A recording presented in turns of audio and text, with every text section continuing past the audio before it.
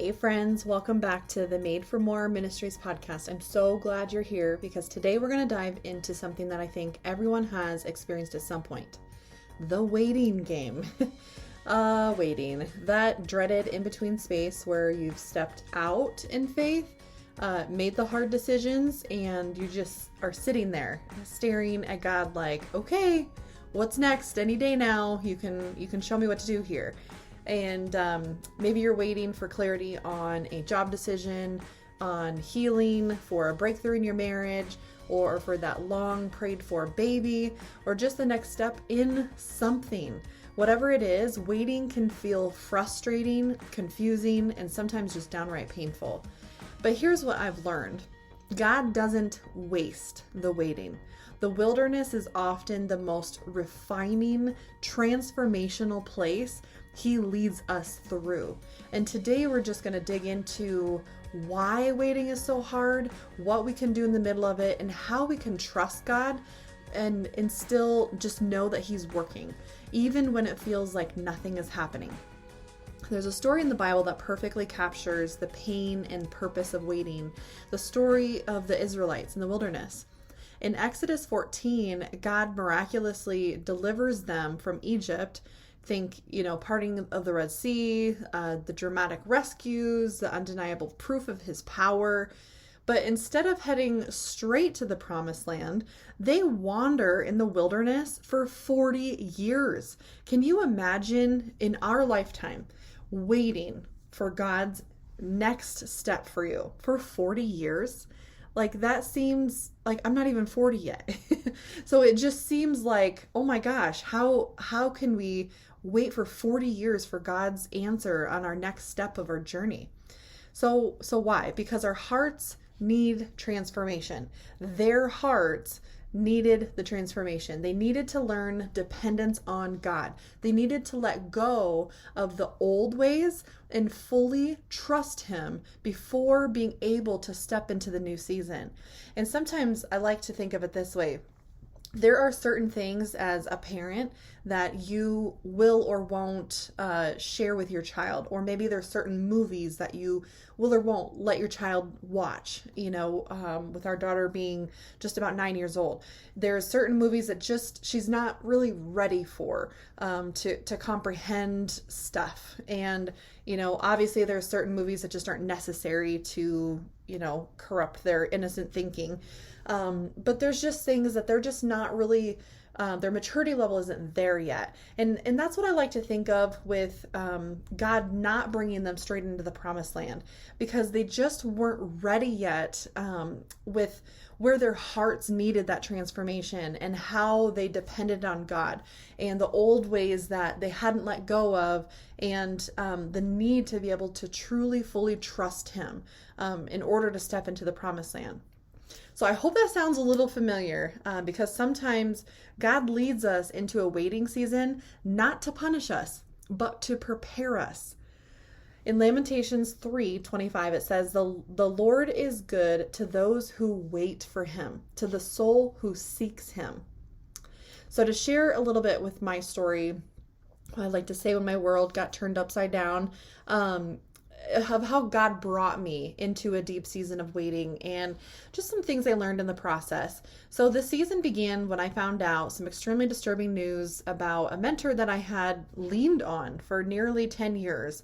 And this woman was a pillar for me through tough marital seasons, personal struggles, through my faith journey. She was somebody that I completely put my trust in and I relied on. And then one day I found out the truth about what had been really going on behind the scenes.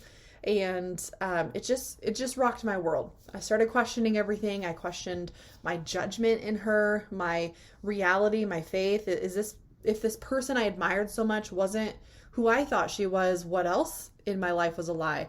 What about all those conversations I've had with her where she did speak truth to me, but I started to question all of those truths because it just felt like everything was just this made up lie. And so about a month later, our church did a corporate fast. And during this time, obviously I'd been struggling with, what do I do here with this relationship? And they do this every January, but this time it was the most spiritually intense experience I had ever gone through. There were moments where I felt so close to God, and there was other moments where I faced some of the hardest spiritual battles of my life, all during this week fast. And ultimately, that fast led my husband, Josh, and me to make some of the hardest decisions we've ever had to make. We had to step away from this mentor couple and the relationships that then followed with it. And in the midst of it all, I heard God telling me something that I didn't really want to hear. He said, quit everything in relation to the jobs that I had. I had a few different part-time side hustle gigs, and I had a lot on my plate. And if you know me, you know the biggest struggle of mine has always been the fear that our finances won't be enough. And that's always been a challenge that I have had to face with God. So hearing God tell me, quit all the things going on in my life that are producing income with no backup plan, that felt like it was made up. Like I just made this insane idea up in my head. And so I did it.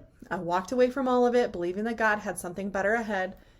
And then I waited and waited and waited some more. And at first, I was really frustrated. God, you led me through this huge storm, told me to quit everything, and now what? You're just going to leave me here? And I sought God harder than ever before. And I didn't understand why I had to go through all of that just to sit and wait. Because this process of me making those decisions was an extremely painful process to just sit here and wait.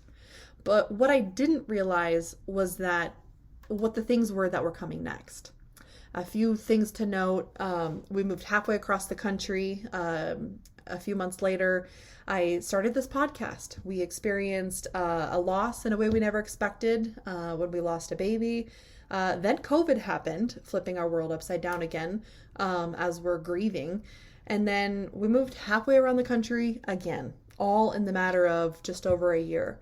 And I could go on for hours about everything that happened in that year, but the point is the waiting was the wilderness that I had to endure to step into what God had next. So if you're in a season of waiting, wondering why God has led you here with no clear next step, let me give you some practical things to think on and encourage you. Seek God more than answers. Instead of obsessing over when the waiting will end, what exactly am I going to be doing? How exactly is this going to look next? Shift your focus to who is with you in it. But seek first the kingdom of God and his righteousness, and all these things will be added to you. Matthew 6:33. God just isn't after the outcome. You are the outcome. He wants to mold you, refine you, and draw you closer to him during this time. So spend some intentional time with God every day. Worship, pray, journal, whatever helps you draw near. And I promise you, no matter what the outcome is during the waiting game, you will be blessed by doing this. Another thing, don't rush what God is doing. I like to laugh sometimes about the fact that, if God were to give me a heads up, here's the cliff notes about what this story is going to look like, I would probably go and screw it up. There's things that I would probably try to put the cart before the horse and take matters into my own hands. And I guarantee you, I would screw it up. And so sometimes he doesn't tell us what's coming up next because he knows he's looking out for us. He knows that we probably would screw it up. So it's okay, honey. You know what? I got this one. Just stay in the dark a little bit. Just trust me. So that's how I interpret it. Makes me feel a little bit better just knowing that, you know what? I probably would screw it up and I just need to trust God. But the Israelites tried to shortcut their journey by doubting God and complaining. And obviously it didn't work out well for them. In Psalms 37:7, it says, "Be still before the Lord and wait patiently for him." Waiting isn't wasted time, it's preparation time. So ask yourself, what is God teaching me in this season? And write it down and reflect on it. Another thing, don't let doubt take over. When we wait too long, we start doubting if God is even working, and then we try to take matters into our own hands. But he always is. In Psalm 27:14, it says, "Wait for the Lord. Be strong and let your heart take courage. Wait for the Lord." How encouraging is that? That's one of those verses that I think I need to go get a expo marker and write on my mirror so I can see it every single day, because this type of waiting game can be so hard. So when doubt creeps in, speak truth over yourself. Write down Bible verses and say them out loud. Because the more that you say them out loud, the more you are training your brain to believe them and know them and truly accept them in your heart. So waiting on God is kind of like waiting for your food at a restaurant. You know your order is coming, but after 20 minutes, you start questioning life's choices. Maybe in this case, you're like, I don't know. Should I have gotten that other order? I don't know. And then after 30 minutes, you start watching other tables get served, wondering, did the waiter forget about me? Or, well, maybe my steak is just taking extra long to cook. Who knows? By 45 minutes, you're this close to storming into the kitchen and making your own meal.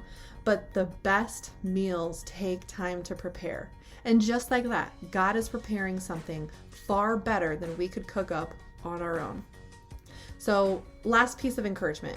If you're in a waiting season right now, know this. God is not punishing you. God has not forgotten you. God is preparing you.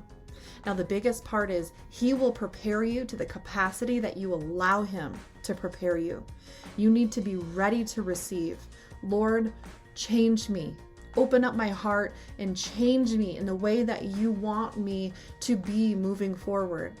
Identify those things in me. Reveal those things to me that are things that you want me to mold and change within me. Change my heart. Is there certain things that I need to address? How can I become more like you and mold and change, have a heart of transformation? The wilderness always comes before the promised land. Just know that. And when you finally step into what God has for you, you'll see that the waiting was not wasted. It was necessary. In Jeremiah 29:11, one of my favorite verses, "For I know the plans I have for you, declares the Lord, plans to prosper you and not to harm you, plans to give you hope and a future." So hold on, friend. Keep seeking Him, keep trusting Him, and remember, you are made for more.